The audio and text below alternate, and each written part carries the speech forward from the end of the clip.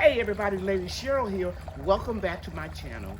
In this video, I'm going to blog about 7 things that you can use to keep down the following things out of your garden. Number 1, and I'm going to randomly show them to you, so it's not going to be in order.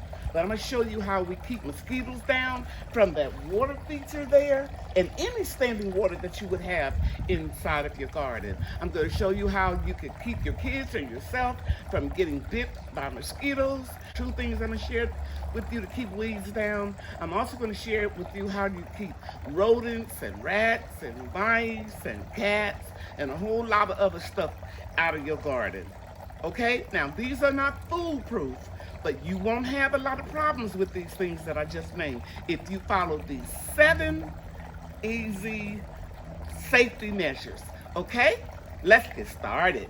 Heal the world, make it a better place for you and for me and the entire human race. There are people dying, but if you care enough for the living, make a better place for you and for me. These are mosquito bits. I mentioned them in my video, the last video, and I'm going to just sprinkle some inside of the main cavity of this water feature. It's very good to use because you don't want to have standing water. So when this isn't turned on, I don't have to worry about me getting a lot of mosquitoes. It'll kill the larvae too, and my daughter and her husband don't have to be concerned. But I could sit out here for hours and watch the garden, watch the food grow, and listen to this beautiful sound. This is the mosquito spray, guys, that I have made. Brian helped me, and it's safe to use on adults and children. Mosquitoes don't like it, so if you just mix this up, half water, half mouthwash, and 10 drops of essential oil, because essential oil now is very strong, so you don't want to irritate anyone, so don't put more than 10 drops. Okay? So if you're sitting outside, lounging, and just enjoying the garden like I often do, reading, I spray some of this on my clothes, and it keeps the mosquitoes away. This is the mosquito spray, and I'm going to demonstrate to you how we use it. Come closer, Brian. All we do is just take it, and I ask my kids to cover up their eyes and their nose. Okay, I'm just going to start spraying. Turn around, Brian. And I would do this every time they would go outside, guys. And my kids didn't get bit up with mosquitoes. It's simple. Okay? So that's it. Here is one of the organic insect killing soaps I use. Sometimes I make my own with pure cold pressed neem oil and a little Dawn dish soap, but I just bought this one from Amazon because it was on sale. I fill it up in a container. I always use it when it's an overcast or toward the end of the day. I want to make sure that I don't kill any beneficial insects. And once temperatures reach about 90 degrees, I don't spray this at all. I want to do something like cayenne pepper, garlic, onions, something that won't scorch or burn the leaves of the plant. Okay, guys, I'm going to show you how in areas where we have mosquitoes and other things, we just spray it. This is the insect soap. And right here where we have water, you can see them flying around. This insect soap is also could be used on your crops. I'm spraying the beans here. It won't hurt anything.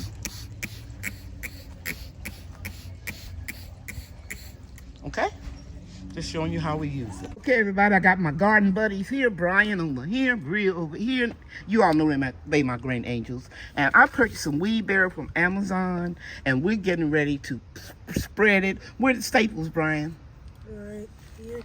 Oh, they're right in front of me. You can open them up. And the weed killer is a simple formula of white vinegar, Epsom salt, and Dawn dish soap. We used a gallon of white distilled vinegar, a cup of Epsom salt, and you can use regular table salt. I've tried both of these formulas, and I like the Epsom salt better. And then a tablespoon of Dawn dish soap. We shook a half a gallon in each container because we used that gallon and then we used another empty gallon and we shook it all up and then we poured it into the spray bottle and then we put the remainder of the weed killer back into the vinegar bottle. Okay guys, this is my homemade weed killer and Brian's going to demonstrate how to use it, but the first thing he's going to do is he's going to pull these weeds up right here. If you see some big weeds, it's better if you just go ahead and pull some of them up. Go ahead, Brian, and then you're going to spray anything that you see green. Just keep pumping it. It's the first time you used it. Just keep pumping. See how it works? Over here, I see something green. And just go all down that line. Okay, I'm going to show you. Right here. But you got to be very careful. You cannot let that spray come in contact with my plants over here. Okay? Because you'll kill them. Be careful, guys. If you use this, you want to put it anywhere where you're going to have your crops for at least 7 years. Now, Brian, you get a little slap happy with it. Be careful. You want to come down over here, pull that weed up, and then hit anywhere where you see a remnant that you left. And please don't spray too high up. That's enough, baby. That's enough. It'll kill it.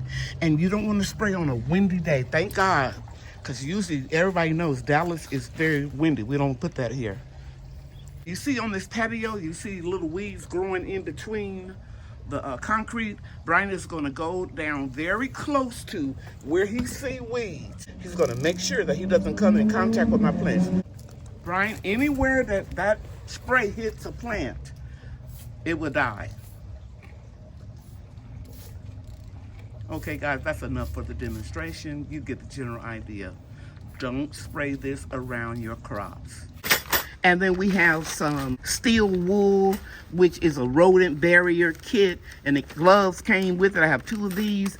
Last year, I saw I don't know if it was a possum or what, but right in there, I'm gonna plug that hole up. Brian pulled that bucket out. My soldier Bria moved over. Bria, she put these 2 buckets right up here. And Brian, you got your gloves on. And you're going to pull up these weeds. Bria, you can go get a shovel or a rake. The shovel is over there? Right here, sweetie. Now you're going to move that brick.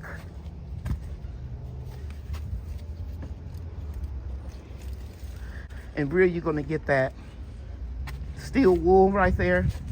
I can't even look. I'm going to demonstrate. You see these scissors? Y'all know these scissors are your mother's in the kitchen. They cut real good, don't they? Look. See, I can barely cut it with all my strength.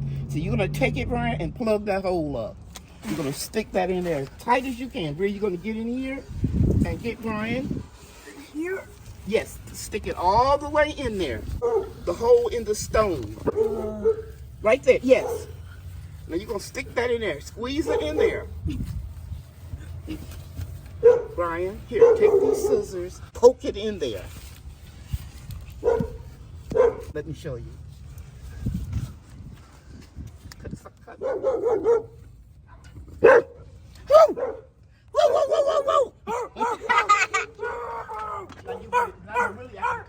After we plugged up that hole with the rodent strength steel wool, then I had Brian to move the container back where it was. Center it in between the both ends of the trellis.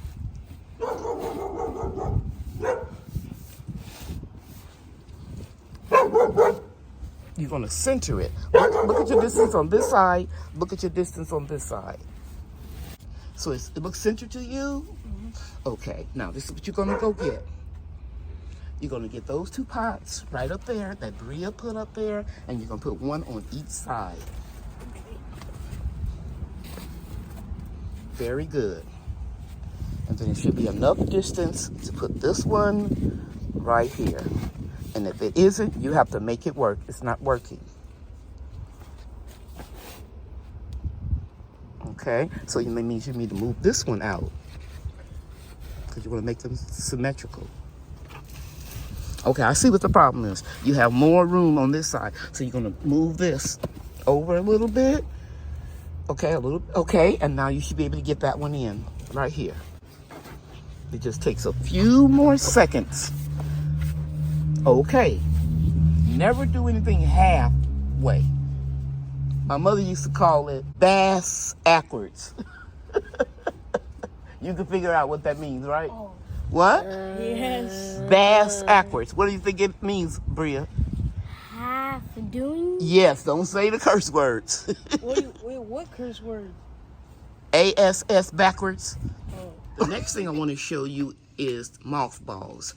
Mice don't like the smell of mothballs, but I usually just put this out in the corners of the yard to deter snakes. So I'll put it in a mesh bag, and even if it rains, mothballs are not water soluble, so they will last a long time. You only need to put it out once a year. Okay guys, this is what we're going to put the mothballs in to keep them together. We're going to put them in a mesh bag.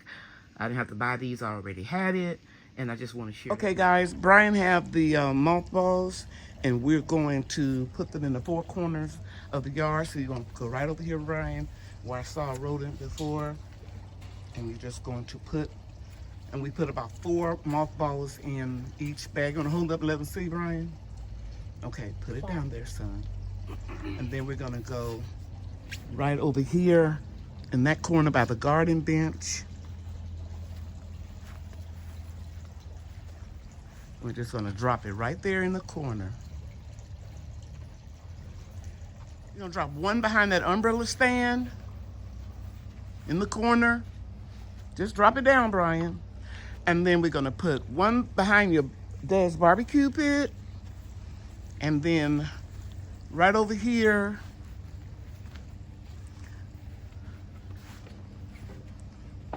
just throw one behind this garden bench. And you have one more left? So we have some extras. Go over there and throw it behind the garden bench. Over there. Don't step in the mud, baby.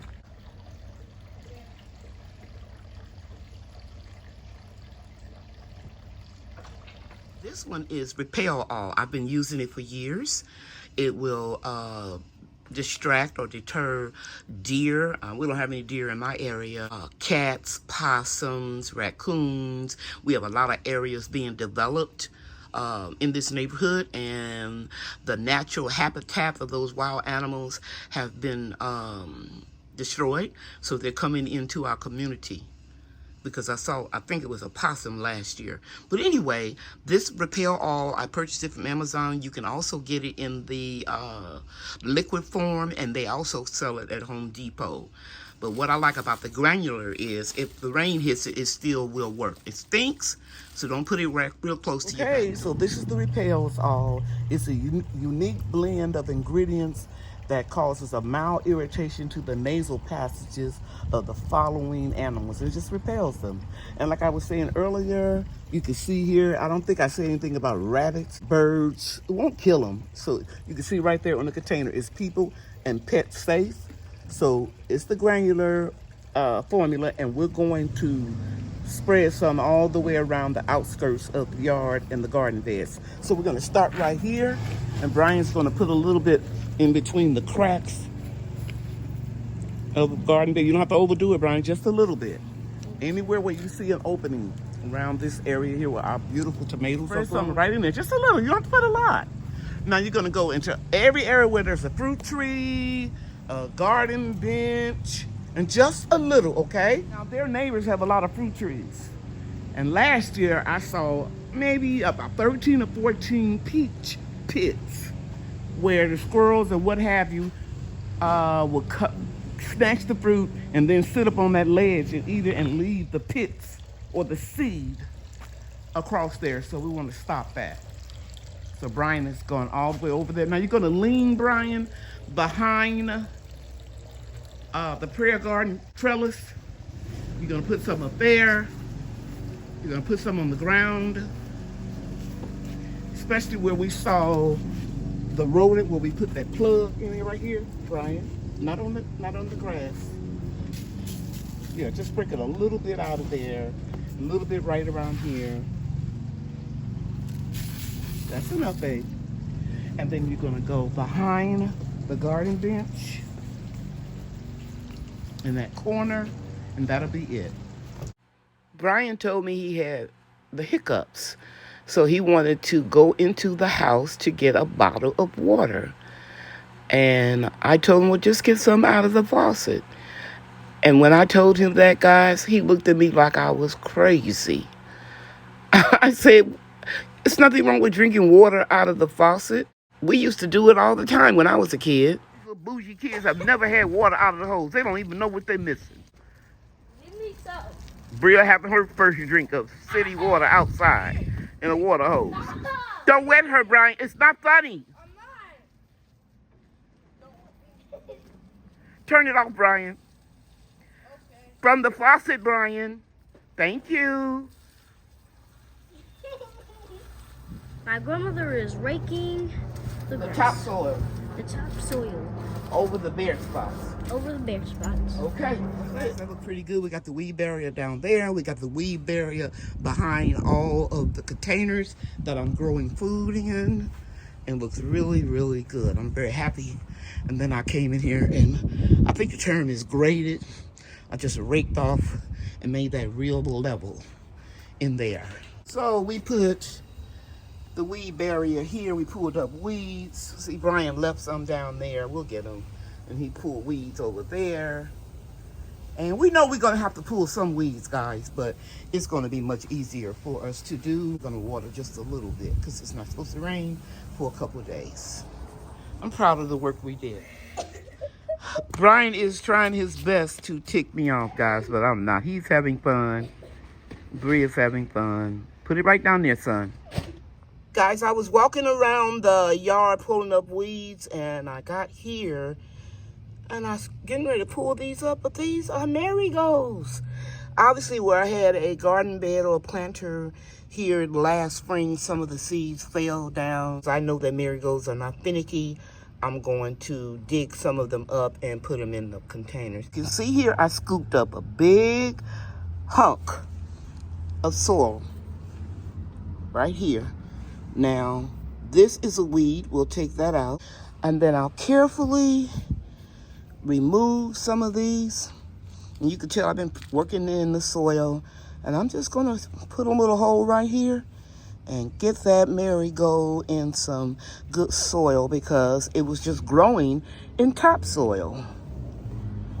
And this is mint here. I know eventually it'll take over this pot. So I transplanted the marigolds all around this little mint planter, and there were a couple that were still attached to the seeds, and I put them right here.